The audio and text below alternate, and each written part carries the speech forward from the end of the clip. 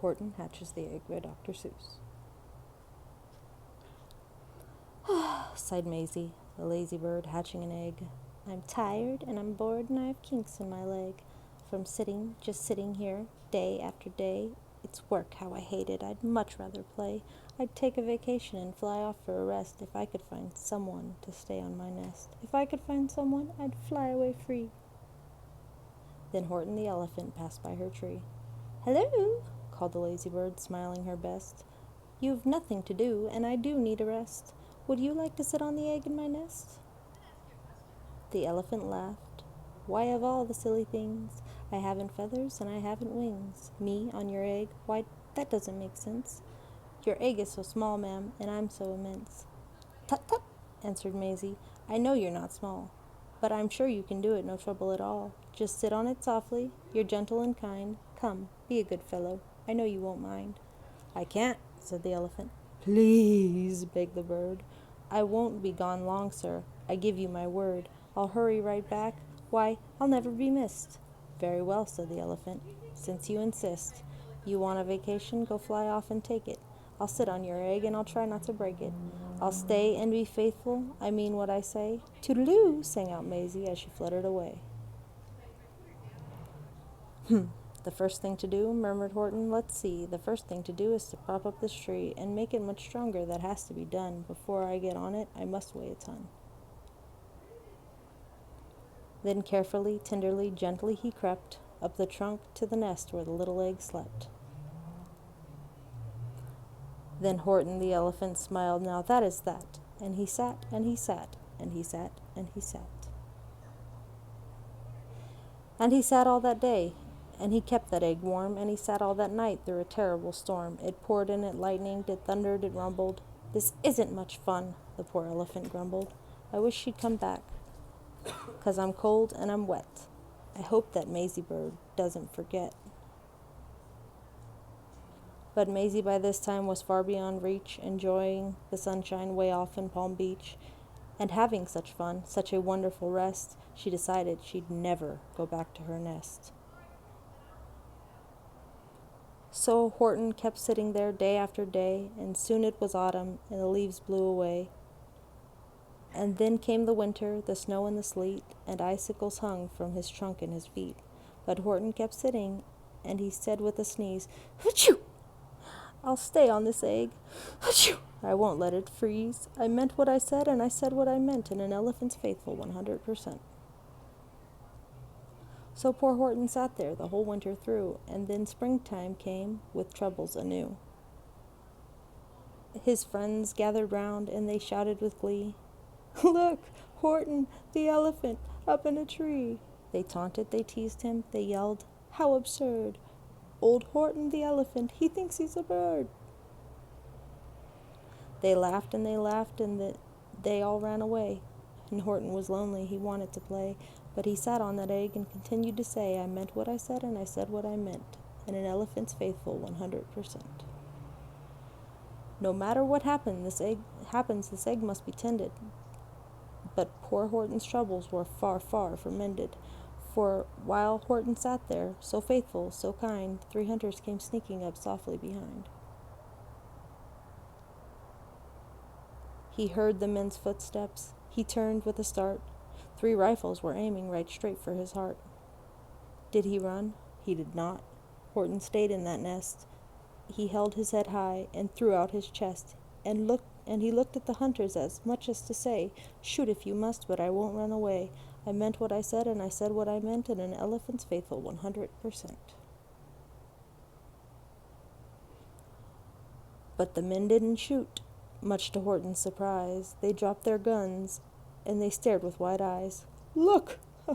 They all shouted. Can such a thing be? An elephant sitting on top of a tree? It's strange, it's amazing, it's wonderful, it's new.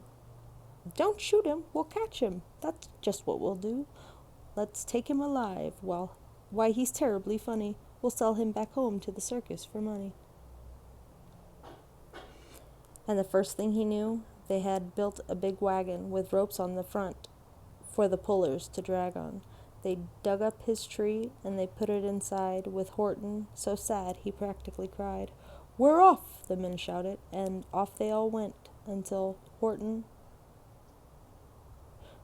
with Horton unhappy 100%.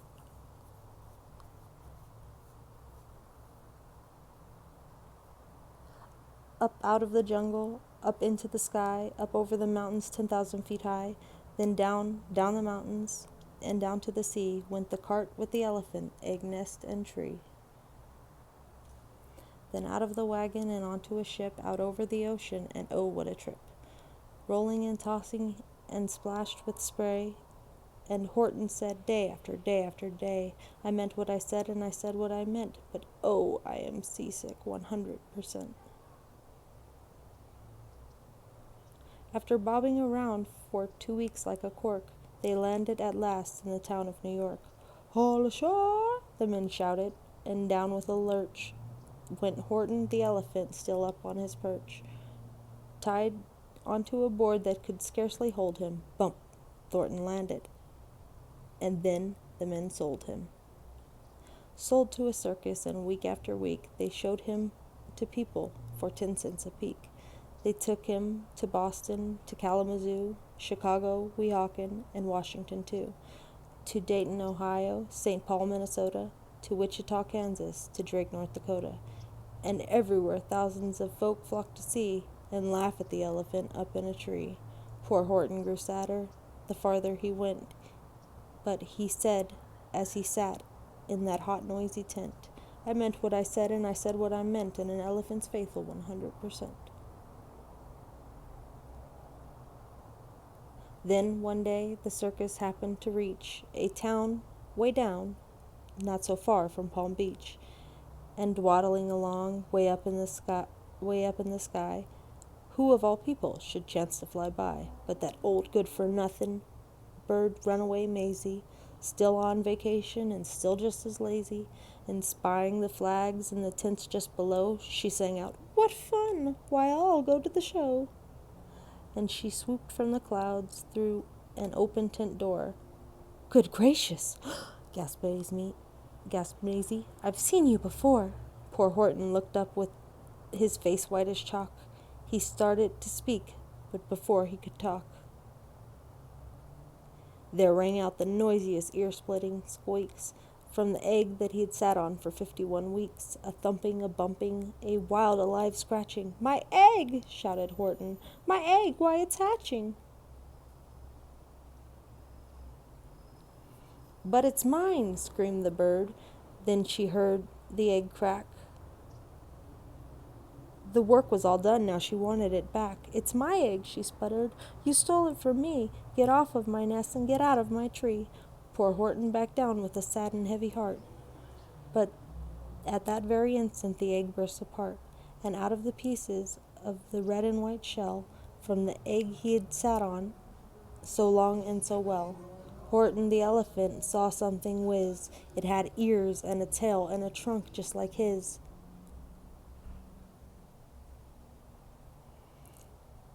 And the people came shouting, "What's all this about?" They looked and stared with their eyes popping out, and they cheered and they cheered and they cheered and they cheered more and more. They'd never seen anything like it before. "My goodness, my gracious," they shouted. "My word, it's something brand new. It's an elephant bird. And it should be like that, because Horton was faithful, and he sat and he sat. He meant what he said and he said what he meant, and they sent him home happy 100%.